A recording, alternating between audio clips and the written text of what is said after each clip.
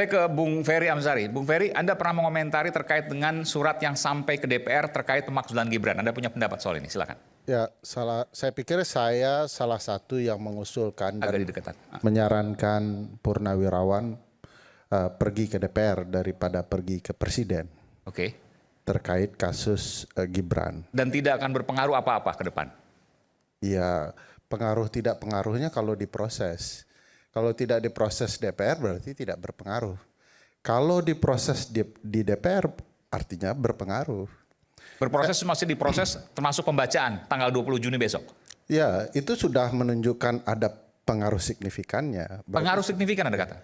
Surat ini penting dari 4 argumentasi, menurut saya 3 penting. Oke. Satu, memang tidak terkait langsung karena itu bicara soal korupsi keluarga Jokowi ya. Yang dibahaskan adalah pelanggaran hukum. Ya, ada 8 poin kalau nggak salah. Berapa poin? Ya, poin pertama itu ada 4 ya. Saya pikir yang 3-nya yang menarik. Gitu. Oke, boleh Anda masih ingat substansinya 3 itu apa? Ya, satu kan soal bahwa terjadi konflik kepentingan. Konflik kepentingan. Terkait peran paman Gibran, yaitu Pak Anwar Usman di dalam perkara nomor 90. Kalau kita berkaca kepada putusan mahkamah, bahwa hakim konstitusi lah yang menyampaikan ada konflik kepentingan yang terjadi. Jangan lupa proses perkara munculnya putusan itu dilakukan dengan proses dan cara-cara yang tidak benar dan belum pernah diungkap di parlemen kita. Misalnya diketahui bahwa perkara ini didaftarkan kembali di hari libur. Mahkamah tidak pernah sepanjang sejarah mahkamah menerima perkara di hari libur. Kurang cacat etik apalagi itu poin itu. Nah, kapan kemudian problematika ini akan berlanjut kepada proses pemberhentian wakil presiden kalau itu bagian dari pelanggaran hukum atau etik seorang wakil presiden? Bagi saya ya di parlemen. Nah, ini satu hal yang perlu dibuktikan dengan parlemen karena Mas Aiman harus ingat pasal 7B ayat 2 Undang-Undang Dasar bilang bahwa pemberhentian presiden dan atau wakil presiden pada masa jabatannya merupakan bagian dari fungsi DPR dalam bidang pengawasan. Nah, orang sudah heboh ya, se-Indonesia. Kenapa kemudian DPR tidak melakukan tugas pengawasannya? Nah, kan ini kan bisa kaitannya panjang ya, upaya mematikan oposisi dan lain-lain. Tapi mari kita simak sebenarnya kekhawatiran soal langkah-langkah Purnawirawan ini sudah terjadi. Contoh, sikap dari mantan Presiden Joko Widodo ya, Pak Presiden Joko Widodo bilang bahwa nggak bisa wakil presiden saja kalau diteruskan perkara ini. Harus dengan presiden-presidennya, kurang lebih begitu ya. Beliau mau ngasih ancaman kepada Presiden Prabowo. Satu paket begitu? Ya, kalau anak saya dibawa-bawa, ente juga lanjut gitu. Ini pernyataan Pak Jokowi ya? Ya. Oke. Padahal saya yakin Pak Jokowi minimal orang-orangnya, apapun alasan Bang Rocky, Pak Jokowi tidak suka baca dan lain-lain, saya anggap dia baca. Ya. Karena minimal orang-orangnya akan kasih tahu lah ya. Kecuali orang-orangnya juga tidak baca, itu baru Bang Rocky bolehlah marah-marah begitu ya. Presiden kok tidak baca. Tapi hemat saya dia tahu persis bahwa ketentuan pasal 7A, 7B Undang-Undang Dasar 1945 mengatakan bahwa presiden dan atau wakil presiden dapat diberhentikan pada masa jabatannya. Kalimat dan atau itu maknanya alternatif kumulatif. Bisa kedua-duanya, bisa salah satunya. Artinya bisa presiden dan wakil presiden, bisa presiden saja, bisa wakil presiden saja dimakzulkan ketika dalam masa jabatannya. Nah, tiba-tiba Pak Jokowi mau kasih syarat ya, ini akan terjadi perang zero sum game ya. Kalau tidak mati berdua, ya mati bersama-sama.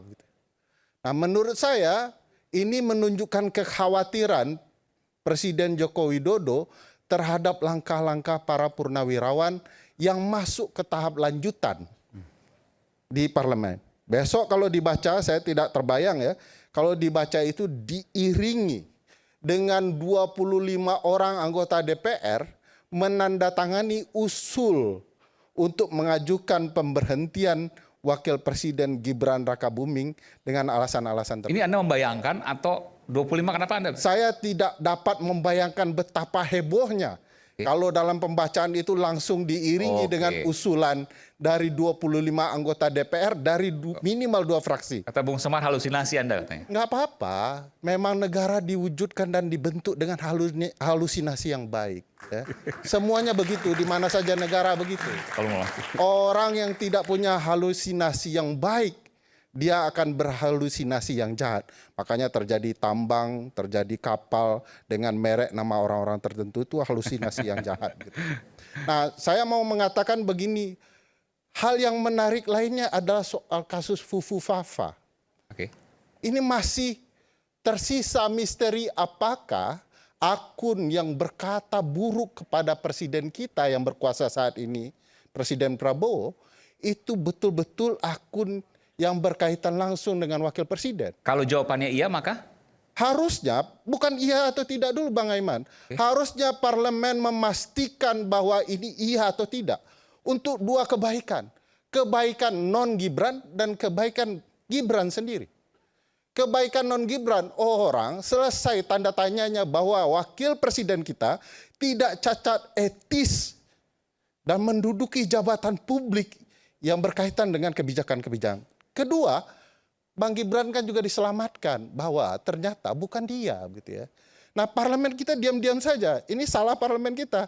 Harusnya dia pastikan seluruh aspirasi yang berkaitan soal akun Fufu Fafa itu dipanggil. Kalau perlu dilakukan hak penyelidikan DPR untuk memastikan bahwa akun ini memang tidak terkait dengan wakil presiden kita. Nah, kalau ternyata terkait dengan bukti dan analogi yang sangat masuk akal. Ini kan sebenarnya orang yang mengatakan ini halusinasi, ini tidak ada cara lain, sebenarnya takut saja mengungkapkan kebenaran.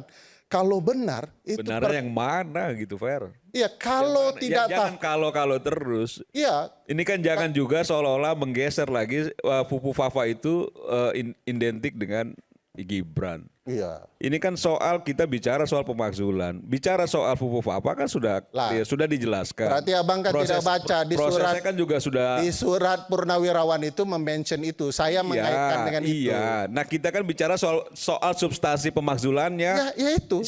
Tapi itu bukan soal Fufu Fafa yang menggeser-geser gitu loh. Substansinya Bang, substansi di surat Purnawirawan. Saya tidak bicara saya. Iya. Saya bicara surat Purnawirawan. Iya. Yang harus kau berlindung di balik surat itulah. Enggak. Ya, abang harus ingat di dalam Undang-Undang MD3 kalau abang baca, fungsi dan tugas utama DPR itu menampung aspirasi publik. Iya. Salah satunya surat itu. Ya ditampung kan sudah. Iya, belum ditampung sepenuhnya. Jadi kan abang maksudnya sepenuhnya ini bagaimana? Kan surat itu sudah disampaikan. Ya kan belum dibaca, Bang. Perlu dibaca dulu. Begitu prosesnya di DPR, Bang. Iya kan sudah ditampung, sudah diterima. Iya kan belum dibacakan. Ya, nah maksud kau setelah ditampung, dibacakan. Saya paham, abang menyamping saya mau menjelaskan lebih lanjut ya. Jelaskan dulu Bung Ferry, karena dari tadi kita nggak pernah salah menyela. Itu nanti babak ketiga dan keempat. Kalau ada yang belum jelas, nggak apa-apa. Nanti biar saya pisahkan. Tapi kalau ada yang belum jelas atau ada yang kira-kira memang harus langsung dijawab, saya pikir nggak apa-apa. Oke. Karena ada hal-hal yang sifatnya mungkin ekstrim yang harus langsung dijawab, itu hak juga. Ya memang di dalam diskusi perlu pola begitu supaya lari dari substansi. Ya, itu pola yang bagus dalam berdebat. Nah, saya mau lanjutkan, kalau memang ini mau diselesaikan di publik, wakil presiden kita juga lepas dari beban, dari dugaan sebagai orang yang berkata kotor terhadap presiden kita, ya udah hadapi saja. Nah ini yang kemudian jadi tugas DPR. Di mana-mana parlemen itu begitu. Kalau terjadi keributan di publik, dia akan pastikan kalau tidak dengan hak bertanya, hak penyelidikan, atau hak menyatakan pendapat. Nah bagi saya ini menarik kalau kemudian dilakukan oleh DPR, benar-benar sungguh-sungguh memastikan aspirasi yang disampaikan oleh Purnawirawan untuk lanjut. Pertanyaannya apakah itu akan terjadi atau Anda berhalusinasi? Enggak. Nah, konstitusi kita ngomong begitu, Pak. Prosesnya Pak Mahfud bilang udah panjang. Enggak, nanti saya bisa kuliahkan soal itu ya. Nanti akan dikuliahkan. Sorry. Apa tadi pertanyaanmu? Apakah itu akan terjadi atau itu halusinasi? Ya bentuknya Itu apa maksudnya tuh? Apakah itu akan terjadi? Artinya Prosesnya tidak boleh akan terjadi. jalan terus dan lain sebagainya. Atau proses yang jalan terus adalah halusinasi. Yang you mau bahas halusinasinya apa prosesnya? ya bentuk katanya kan feature itu ya. Akan ya iya akan kan prosesnya berlanjut. Prosesnya berlanjut. Anda meyakini itu? Ya, karena pasal 7A 7B itu mengatakan prosesnya bisa berlanjut. Dan kenapa dia rumit? Memang pemberhentian presiden dan wakil presiden dalam sistem presidensial dibuat rumit. Berproses panjang dengan halusinasi. Yes. Pembentuk Undang-Undang Dasar 1945. Jadi tanpa halusinasi. 7A 7B itu apa? Coba jelasin dulu. 7A itu bilang bahwa presiden dan atau wakil presiden bisa diberhentikan dalam masa jabatan. 7B itu prosesnya di DPR bagaimana, di Mahkamah Konstitusi bagaimana, di MPR bagaimana. Itu halusinasi dibuatnya. Oh iyalah kalau tidak berpikir kira-kira ke depan. Kita berhalusinasi kalau ada wakil presiden kita dulu suka pakai akun samaran palsu dengan nama palsu. Lalu ternyata berisi cacat etik. Nah wakil presiden seperti ini bagaimana cara menghukumnya? Kalau tidak mereka berpikir terlalu jauh melihat masa depan tidak akan terjadi. Jadi apakah ini bisa? Undang-Undang Dasar bilang bisa. Kalau tadi Anda katakan dibacakan di DPR, katakanlah disetujui ada beberapa partai yang kemudian mendukung proses dan seterusnya. Prosesnya kan panjang banget, nggak hanya di DPR, ada di MK, balik lagi nanti ke MPR. Lewat 2029 belum selesai. Itu yang kemudian dikatakan tadi halusinasi. Enggak mungkin, kan dibatasi oleh Undang-Undang Dasar. Lebih dekat lagi, mohon maaf. Tidak mungkin akan lewat 2029, kan dibatasi oleh Undang-Undang Dasar dan Undang-Undang MD3. Perkara pemberhentian presiden itu akan disidangkan MK hanya 90 hari. 90 hari di MK? Di Mahkamah Konstitusinya. Oke, proses di DPR sebelum ke MK? Ya tentu kalau proses itu berjalan dengan mengajukan usul dari 25 anggota DPR, minimal dari 2 fraksi, dan minimal 2 fraksi? 25 orang. 25 orang, oke. Nanti akan dibawa ke dalam paripurna yang wajib dihadiri 2/3 anggota DPR dari 580. Dan dari 2/3 yang hadir itu, kalau ternyata 2/3-nya menyetujui untuk lanjut ke Mahkamah Konstitusi.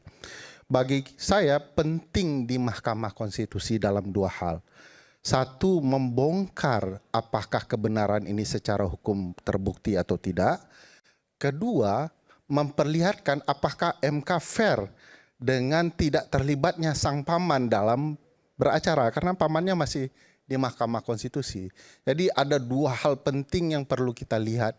Dari bicara mungkin tidak mungkin, konstitusi bilang mungkin, kita masih mempertanyakan konstitusi mungkin atau tidak mungkin, bagi saya aneh betul. Oke. Pertama, surat dari Purnawirawan itu memang bukan fakta hukum. Dia adalah aspirasi disampaikan ke DPR. Proses di DPR juga bukan fakta hukum. Namanya saja pendapat DPR. Kapan fakta hukumnya dibongkar? Di sidang di Mahkamah Konstitusi. Melalui putusan MK itulah nanti akan diperiksa fakta-fakta hukum itu semua. Ini sampai ke MK saja belum berani gitu ya. Parlemen harus memastikan bahwa segala problematika itu dibuktikan nanti di Mahkamah Konstitusi. Di sana fakta hukumnya. Nah belum tentu juga Gibran salah, jadi jangan terlalu khawatir juga. Saya nanti kembali lagi Pak Iman. Di MK akan dibuktikan. Nah menarik prosesnya kepada putusan petun bisa jadi perdebatan yang tidak diperlukan. Karena semua punya standing gambaran soal apa yang terjadi di MK-MK. Faktanya kok terbuka di MK. Kesalahan Prof. Jimli menurut saya satu. Mas Ferry bentar ya. Putusan PT UN, kita sebagai warga negara Indonesia yang baik, itu sudah berkekuatan hukum tetap. Sejak 16 Desember, maka yang mulia Profesor Anwar Usman sudah dikembalikan harkat martabatnya seperti semula. Tidak ada pelanggaran etik. Itu satu poinnya. Tidak bilang. Kedua, sebentar. Itu pengangkatan Pak Soehartoyo sebagai ketua MK, ini putusan pengadilan Tun loh, sudah dibatalkan dan dinyatakan tidak sah oleh PT UN. Itu sejak 16 Desember 2024 pengangkatan Ketua MK Pak Soehartoyo sudah dinyatakan batal dan dinyatakan tidak sah karena itu merupakan tindak lanjut putusan MK tadi yang diputus oleh Pak Jimli, yang sebetulnya Pak Jimli menurut putusan PT UN tersebut melanggar etik. Justru yang melanggar etik adalah beliau. Jadi putusan itu bukan tidak berkekuatan hukum, tapi di mana sih di muka bumi putusan tidak diperdebatkan? Saya maksud diperdebatkan. Jangan ditarik ke sana, itu melarikan dari pembicaraan inti kita. Kalau kontroversial banyak sekali di Republik ini. Fokus kepada apakah DPR akan membongkar kasus Fufu Fafa itu siapa? Ya. Apakah terjadi peristiwa yang luar biasa di Mahkamah Konstitusi sehingga seseorang yang tidak memenuhi syarat awalnya menjelang pendaftaran di pemilu presiden tiba-tiba melalui putusan itu memenuhi syarat. Secara ilmu, Ini soal usia nih maksudnya? Ya, soal usia. Oke. Secara ilmu kepemiluan itu dilarang. Bagi saya yang belajar hukum ini mencurigakan. Kita punya niat nggak membongkar peristiwa yang patut dipertanyakan abad ini, gitu ya, sampai ke sidang di PBB bahkan ya, ternyata ini dipertanyakan. Kita harusnya membongkar ini bersama. Nah, tinggal ini hak parlemen sekarang. Semua ada di parlemen haknya. Yang saya maksud dengan proses yang rumit, memang begitulah prosesnya. Sistem dibuat rumit untuk memberhentikan presiden dan wakil presiden. Tapi bukan tidak bisa. Saya luruskan Pak Ferry ya, mohon maaf ini. Tunggu, karena sudah jauh ini melenceng ini. Nah, supaya Anda paham juga bahwa ini benar di dalam konstitusi begitu. Nah, prosesnya setelah dari DPR bukan otomatis dia berhenti. Ada forum khusus yang dibuat. Nama istilah ketatanegaranya forum privilegiatum, forum khusus. Karena yang mau diadili presiden dan atau wakil presiden di Mahkamah Konstitusi. Bung Aiman dan publik mestinya mulai bertanya-tanya. Kalau DPR jadi mengajukan ke MK, akankah ada proses yang fair? Karena sang paman masih di sana. Publik kan mempertanyakan, boleh saja kalian melakukan berbagai cara politik, tapi proses peradilannya harus fair. Kemarin terjadi penyimpangan di MK, sekarang mau dibuktikan penyimpangan itu di MK. Bagi saya ini timbul pertanyaan, mampukah MK setelah DPR betul-betul membongkar kecurangan pemilu dalam konteks ini permainan putusan Mahkamah Konstitusi? Mampukah MK membongkar ya permainan dunia elektronik di mana ada akun Fufu Fafa yang dikaitkan dalam batas penalaran yang wajar, ada sindikasi. Harusnya DPR berpendapat ini patut dibongkar. Di mana membongkarnya? Ya di Mahkamah Konstitusi.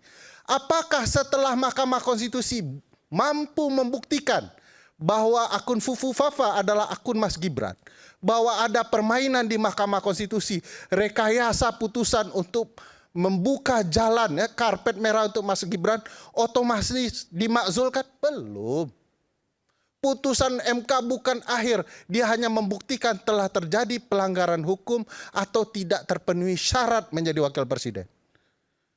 Kapan itu diputus? Setelah di MK kembali ke DPR, baru diputuskan di MPR. Putusannya tetap politik. Peradilan untuk membuktikan fakta-fakta hukum bahwa ada orang sedang mempermainkan demokrasi kita. Jadi kalau kita berpijak pada hukum, kita hormati hukum itulah suatu kebenaran. Tentu tidak semua pihak bisa menerima dalam praktek seperti itu. Tapi saya ingin menggambarkan, bayangkan coba kalau kita dipertontonkan dengan narasi yang tidak sesuai dengan kebenaran hukum, yang puncak tertingginya itu ada di pengadilan, dan pengadilan sudah meluruskan persoalan itu, tidak ada rekayasa PT UN ini. PT UN, tidak ada konflik kepentingan. Lalu mau kemana kita dalam bernegara ini? Ini satu persoalan mendasar.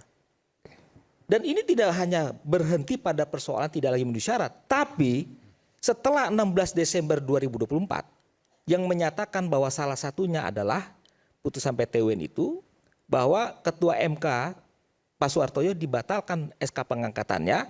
Kemudian tanggal 30 Desember 2024 terbit keputusan MK nomor 8 tahun 2024 yang menetapkan Pak Suhartoyo sebagai Ketua MK. Apakah itu dilalui melalui proses pasal 24 huruf C Undang-Undang Dasar 45 bahwa Ketua MK dipilih dari dan oleh Ya, Hakim intinya Konstitusi. semua sudah dijelaskan Dan oleh itu PT UN. berawal dari putusan MK-MK Oke. yang menyalahi prosedur. Oke, Anda menyatakan bahwa semua itu sudah diputuskan oleh PT UN, jadi nggak ada permasalahan apapun. Enggak, yang di petun itu soal sah atau tidaknya pelantikan ketua MK. Tidak bicara Yang soal kita sedang bicarakan ini Amar soal apakah ada putusannya. permainan di dalam proses Amar penyelenggaraan putusannya itu pemilu adalah yang menyatakan berkaitan tidak dengan sah dan pelanggaran batal. pelanggaran hukum. Keputusan MK itu tidak diatur dalam keputusan PT UN. MK tentang pengangkatan Ini pelajaran Pak Suhartoyo ilmu hukum sebagai dasar Ketua ya. MK. Peradilan tata usaha negara itu bicara soal administrasi. Sekarang apa yang mau kita perdebatkan ini soal pemakzulan di ranah hukum tata negara. Dua peradilannya sudah berbeda, objeknya pasti berbeda. Jangan dikait-kaitkan, memang dia terkait, tapi itu bukan objek yang hendak kita bahas malam ini. Saya tambahkan sedikit, singkatnya Pak Bang Aiman ya. Undang-Undang MD3 itu mengatakan MPR bisa memberhentikan presiden dan atau wakil presiden menurut Undang-Undang Dasar 45. Jadi pasal 7A itu menjadi pedoman untuk membuktikan fakta hukum. Sampai dengan hari ini, baik sebelum menjadi presiden, dia sudah lolos. Boleh saya tanya ke Bung Ruli? Dan hari ini setelah disumpah sebagai presiden. Saya boleh tanya tidak nggak ada ke pelanggaran Bung Ruli? Kasus MK-MK itu secara undang-undang di mana diatur di undang-undang? Pasal berapa? Undang-undang nomor berapa? Begini. Nggak ada. Loh. Jawabannya nggak ada. Itu udah jelas cuma kok. permainan politik untuk melegalisasi proses curang yang sudah ada. Anda lihat prakteknya juga dulu pernah terjadi. Ya, pertanyaan saya putusan nggak etik bukan diuji di praktik-praktik. PT UN. Pertanyaan saya undang-undang. Peradilan melaksanakan tugasnya dasarnya undang-undang. Di undang-undang dasar di mana? Di undang-undang di mana? Di undang-undang PT UN ada. Nggak ada. Undang-undang Putusan administrasi MK-MK itu pemerintahan. tidak ada. Bentar. Yang ada adalah Karena proses itu diujinya adalah keputusan MK. MK menjadi objeknya adalah sejak keputusan, kapan objek keputusan adalah putusan administratif. MK-MK. Ya, keputusan administratif dalam bidang justisial itu diatur dalam Undang-Undang Nomor 30 Tahun 2014. Pak Ruli, Jadi di mana-mana penerbitan itu- petun itu tidak mengadili putusan. Yang diadili itu keputusan. MK itu Best checking sudah namanya. dinyatakan menyalahi prosedur dan itu pernah terjadi di perkara Evi Novida Ginting. Putusan etik DKPP Anda mau dikoreksi katakan apa, oleh Ferry? Dari PT UN. Anda mau katakan apa? Ini super ngawur keputusan Evi Novita Ginting Manik itu soal keputusan presiden terhadap pemberhentiannya. Kepres. Itu objeknya. Putusan kasus ini adalah keputusan soal pengangkatan ketua MK. Jadi bukan objek yang kita perdebatkan apakah Saya tanya Pak Ferry ya, amar putusannya apa?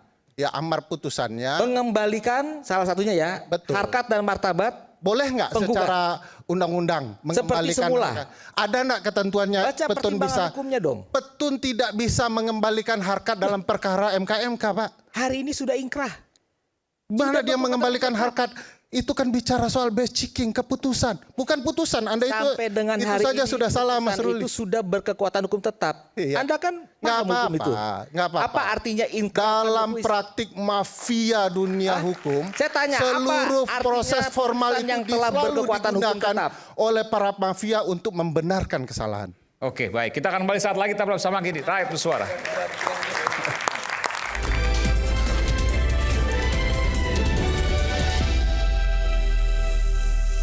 Salah soal pendapat Wiranto.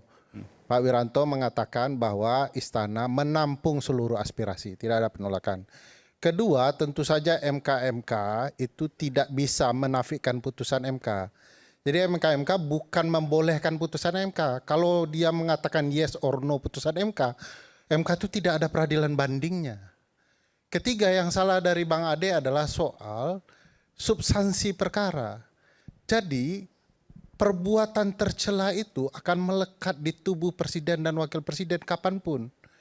Baca pasal 169 huruf Q itu. Apa tercelanya, Ya, Bang? sabar.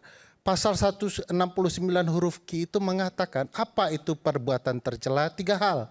Kalau tidak sesuai norma agama, tidak sesuai norma adat, tidak sesuai norma sosial. Walaupun di luar masa menjabat. Iya, walaupun di luar. Sebelumnya. Bang Aiman jadi presiden, ketahuan selingkuh puluhan tahun yang lalu, sejak sahabat sebelum Masehi. Tahuan Berhenti. loh Bung Aiman. Nah, misalnya Selingkuh. contoh. Jadi Bang Ade tidak paham konsepnya. Konsepnya yang harus dipahami dulu. Kalau terbukti Fufu Fafa Gak paham. adalah, iya, Bang, gitu pahamnya. Kalau Abang jadi presiden, ketahuan 5 tahun yang lalu punya masalah etik, berhenti, Bang. Iya, bisa diberhentikan. Itu Apa paham. ininya? Apa Enggak, tadi kan Itu Abang ada di bilang mana? masa perkara Enggak, sebelum aturannya itu ada di mana, Bang? Abang Pembuktiannya mengatakan itu tadi nanti dibentuk pansus. sebelum. Itu loh kira-kira. Abang kan bilang gitu ya. Nah, iya. Itu ada di mana Iya. yang menyatakan bahwa Makanya kan Bang, artinya belajar begini, Bang. konsepnya. Artinya Dari Bang. sini saya jawab. Artinya gini, Bang. Bang, tunggu dulu. Artinya gini, Abang Bang. kalau salah saya jelaskan dulu. Enggak. Saya enggak Tunggu salah. sini. Saya enggak Abang salah. kan tanya. Jadi Ya, nggak kalau apa-apa ini nggak ada salah. pemilihan presiden dan wakil presiden. Orang maju ya sebagai calon. Apakah diperiksa masa lalunya? Oh iya. Jadi kalau ditemukan tercela, Kalau ternyata tidak ditemukan ketika mencalonkan, beda ketika menjabat, Bang. lah sama Abang aja nggak dong. ngerti, beda. Sama pencalonan Nah, ada ini nggak cara makanya, Bang, tercela? supaya kebodohan ini tidak tersebar, saya Lebih terangnya jelaskan dulu. beda. Kebodohan Bung siapa? Ferry. Ini, ketika dia Kebodohan siapa? Bang, perbuatan tercela ketika Anda syarat itu bukan impeachment, Bang. Bukan, siapa yang bilang impeachment? Nah, makanya Abang Anda kan ini bilang- mulai ngarang-ngarang. ya Anda tuh kepengen sekali Gibran itu Bukan, dimakzulkan. Bang. Abang supaya jangan salah, saya jelaskan bedanya ya. Ya. Satu, ketika tidak memenuhi syarat bahwa dia tidak pernah melakukan perbuatan tercela ketika maju, itu syarat mencalonkan, Bang. Iya, Jadi apakah kalau kemudian hari tercelanya dengar, itu makanya Abang sekarang jangan atau masa berhentikan lalu? dulu. Ketika dia sudah terpenuhi syarat, di kemudian hari ditemukan cacat masa lalu, ketika dia menjabat, barulah proses impeachment. nggak logis. Makanya, Nggak logis dong. Makanya Abang Seharusnya belajar, ketika memang orang begitu konsepnya, Bang. Konsepnya memang begitu. Oke, Kata baik. Rocky biar gue terangin katanya. Logis tidak logis menurut Abang, itu logis. Kita menurut dengarkan nanti No, Bung Rocky it's akan not. menjelaskan selepas jeda. Saya akan memberikan kesempatan.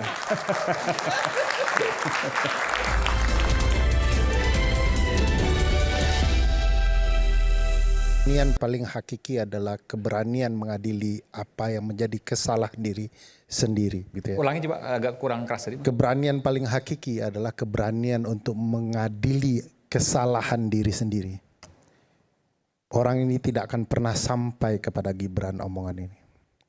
Saya ingin menyampaikan, tidak banyak yang tahu, tetapi merasa tahu. Misalnya sebagian besar di ruangan ini tidak tahu bahwa perkara putusan MK yang mengabulkan bahwa Gibran memenuhi syarat tidak pernah disidangkan dalam perkara pembuktian di MK. Pernah. Dari daftar langsung putusan. Apa yang Anda mau katakan soal kebohongan dan fakta baru ini? Mohon maaf Bung Ferry, ini dapat dipertanggungjawabkan. Saya pertanggungjawabkan dunia akhirat. Pertanyaannya, masihkah kita bermanis muka soal demokrasi? Saya paling menyedihkan di dalam dunia politik itu terdiri dari 3 manusia saja. Satu yang pragmatis, satu suka menjilat, satu terus bertahan dalam idealisme kesepian, memperjuangkan apa yang dia yakini benar. Saya melihat banyak sekali anak muda-muda yang baru ya, yang mencoba menjilat sekaligus pragmatis untuk mendapatkan keuntungan. Tapi di sisi lain saya percaya banyak anak muda yang sadar betul banyak haknya terlanggar. Dari sekian banyak anak muda, cuman satu anak muda yang boleh dapat karpet merah ini, yang namanya Gibran Rakabuming Raka.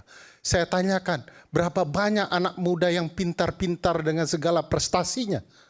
Apakah mereka dapat karpet merah ini? Banyak anak muda yang miskin, tapi tidak pernah punya kesempatan yang sama dari pelaku-pelaku kecurangan ini. Orkestrasi apa yang paling buruk menurut saya adalah mengorkestrasi konstitusi dan undang-undang untuk keuntungan pribadi keluarga sendiri. Terima kasih.